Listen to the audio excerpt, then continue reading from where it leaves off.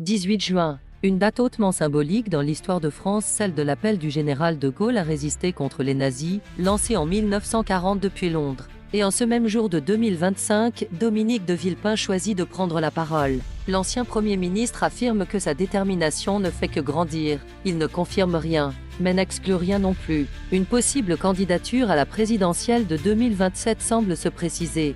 Villepin multiplie les apparitions médiatiques. Sur France Télévisions puis sur BFM Marseille, il déclare vouloir préparer des réponses pour les Français et se dit désireux d'être aux avant-postes. Il revendique son héritage politique aux côtés de Jacques Chirac. Mais surtout, il veut redonner une voix forte à la diplomatie française dans un monde en crise.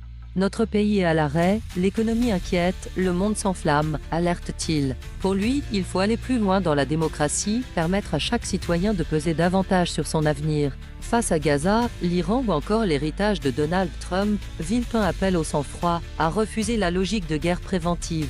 Il plaide pour une diplomatie non alignée, indépendante, fidèle à la tradition gaullienne.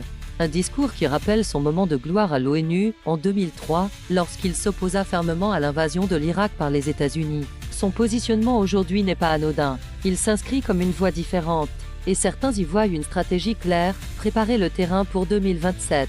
Alors, Villepin 2027, simple rumeur ou retour d'un homme d'État? Une chose est sûre, le compte à rebours est lancé.